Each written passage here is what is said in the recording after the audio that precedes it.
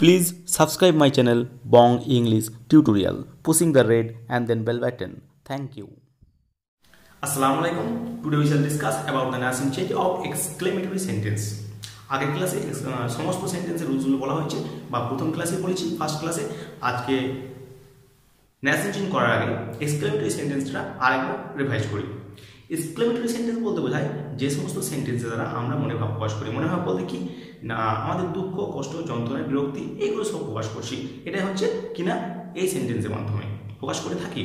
তাহলে এই সেন্টেন্স যখন আমরা narration change করব তখন কি করি না প্রথমে রিপোর্টিং ভাব সেট টু বা অন্য কিছু থাকলে সেটাকে পরিবর্তন করে কি করতে হয় না রিপোর্টেড স্পিচটা যে ধরনের সে আমাদের এক্সপ্রেশনকে প্রকাশ করে সেই ধরনের করতে হয়। যেমন দুঃখ যদি বোঝায় তাহলে আমরা করি এক্সক্লেমড উইথ সরো, আনন্দ হলে এক্সক্লেমড উইথ জয়, যদি কিছু অবাক করা হওয়া বোঝায় তাহলে এক্সক্লেমড ইন ওয়ান্ডার। এইভাবে আমরা পরপর করি।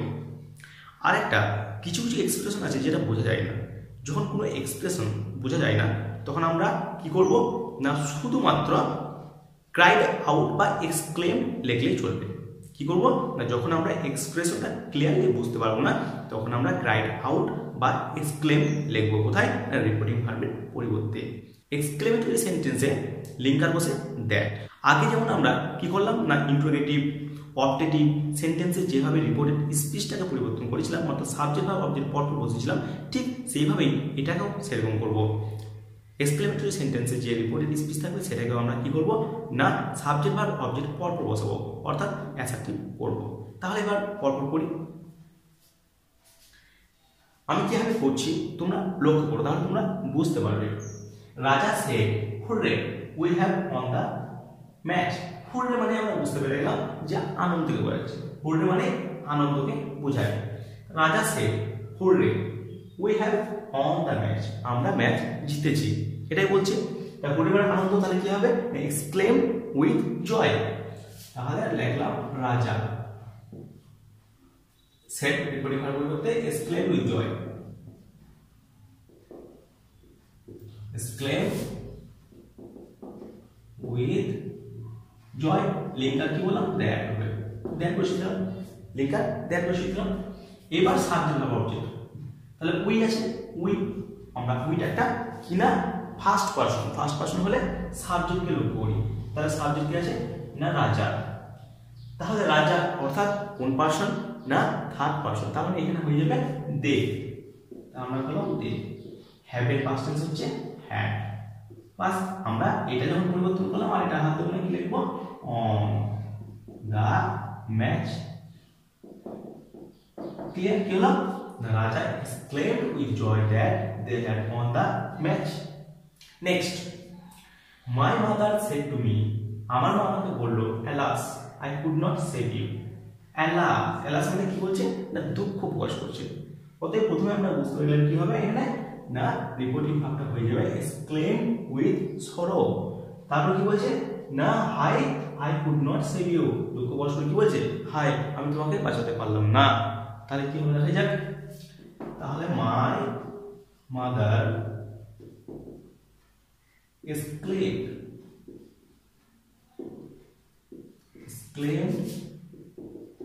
with sorrow, লিঙ্কার হলো দ্যাট। বেশ আইটা প্রোনাউন পরিবর্তন করতে হবে। আইটা হচ্ছে ফার্স্ট পারসন মানে সাবজেক্টকে লক্ষ্য করব। মাই মাদার তার মানে কি মাই মাদার, তার মানে এটা হচ্ছে থার্ড পারসন অর্থাৎ এটা হয়ে যাবে she. My mother third person এবং মহিলা বলে এটা হবে সি। সি এটা চেঞ্জ করব না could not say. Could not আবার আছে ইউ। ইউটা আবার প্রোনাউনের পরিবর্তন করতে ইউ আছে সেকেন্ড পারসন মানে অবজেক্টে দেখব আই কে। তাহলে এটা হবে কি না মি। পাস পাই গেল। My mother exclaim with sorrow that she could not save me. বুঝে গেছে। এবার আমরা যাব তৃতীয় নম্বরে। কি বলছে he said what a beautiful scene it is. এখানে কোনো রকম কিন্তু এক্সপ্রেশনের কোনো ছাপ নেই। এখানে যেমন এক্সপ্রেশন মূলক কিছু ওয়ার্ড ছিল এগুলো দেখে আমরা বুঝতে পারছিলাম। এবার আমরা রিপোর্টে এই যে রিপোর্টেড স্পিচ আছে এইটা দেখে বা এটা পড়ে আমরা বুঝবো এর এক্সপ্রেশনটা কি। What a beautiful scene it is, কি দারুণ দৃশ্য। কি বলছে কি দারুণ দৃশ্য, তার মানে অবাক হচ্ছি, অবাক, অবাক ইংরেজি কি ওয়ান্ডার, অবাক মানে হচ্ছে ওয়ান্ডার। তাহলে হয়ে গেল কি হবে না হি সেট পরিবর্তন হবে exclaim, exclaim in wonder linker that.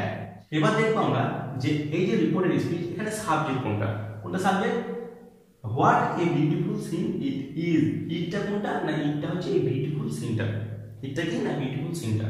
বেশ, তাহলে সাবজেক্ট এখানে হয়ে গেল বিউটিফুল সিন, ঠিক আছে। তাহলে আমরা এখানে সাবজেক্ট হিসেবে কোনটা নেব না শুধু সিনটাকে, বিউটিফুলটা আমরা কমপ্লিমেন্ট, তাহলে সিনটা হচ্ছে কি না সাবজেক্ট।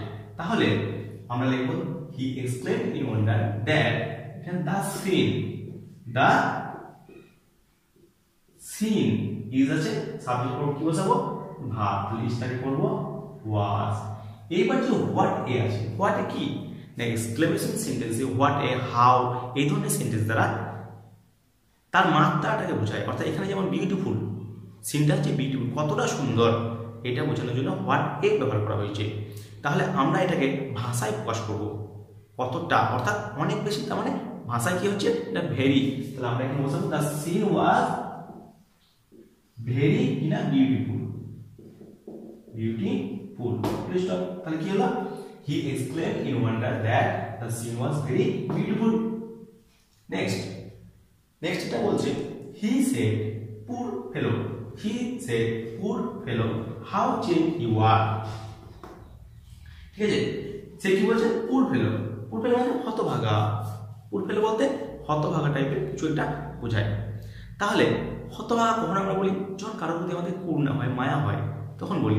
তারপর কি বলছে না how change you are, how change you are মানে কিভাবে তুমি পরিবর্তন হলে, কিভাবে পরিবর্তন হলে, তার মানে তুমি পরিবর্তন হয়ে গেছো, এটা ভালো করে অবাক হয়ে বোঝাতে চাইছে পরিবর্তন হয়ে গেছো, তাই তো।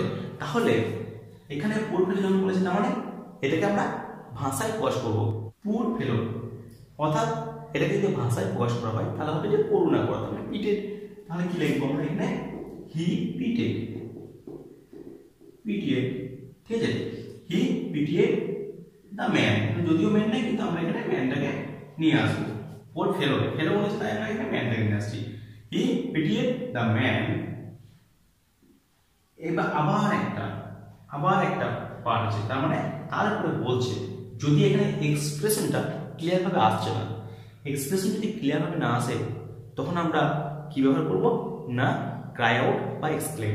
তাহলে অ্যান্ড দেবো একটা, অ্যান্ড এক্সক্লেম,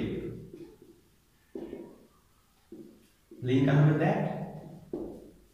আর এই যে ইউটা সাবজেক্ট, সাবজেক্ট অবজেক্ট পর বসবো, ইউটা সেকেন্ড পারসন, তাহলে অবজেক্টকে দেখতে হয়, অবজেক্ট যেহেতু নেই তাই আই, আমি, অর্থাৎ আমাকে বলতে আই, আর তারপরে ওয়াজ, আই ওয়াজ হাউ চেঞ্জ। এখানে আবার হাউ মানে মাত্রাটাকে বুঝিস কতটা পরিবর্তন, ভাষায় প্রকাশ করবো কতটা না গ্রেট চেঞ্জ, মানে দারুণ পরিবর্তন হয়েছে। তাহলে আমরা করবো great, exclaim that I was great change. তাহলে কি হলো না he pitied the man and exclaimed that I was great changed, I was great change বা গ্রেটলি করলে হবে, এটা গ্রেটলি করলে আই ওয়াজ গ্রেটলি চেঞ্জ, মানে আমি দারুণ পরিবর্তন হয়েছি। নেক্সট পাঁচটা, he said god gracious, god gracious মানে বাপরে, তার মানে বাপরে। হোয়াট আ হিউজ স্নেক মানে কি বড় সাপ, তার মানে কি, তার মানে অবাক, তার মানে অবাক হওয়া। তাহলে এখানে কি লিখবো না হি এক্সক্লেম ইন ওয়ান্ডার, লিঙ্ক আর করবো দ্যাট। এবার এটাকে আমরা পরপর বসাবো। এইবার আমরা এটাকে দেখবো কি না হোয়াট, এটা তো অবজেক্ট বুঝতেই পারলাম। তাহলে এখানে স্নেক একটা আছে, স্নেক, আর এখানে স্নেকটা কি থাকে কি বলো না স্নেক বলো, এটা অবজেক্ট। তাহলে সাবজেক্ট যেহেতু নেই আমরা ইট নিয়ে আসবো, তাহলে ইট।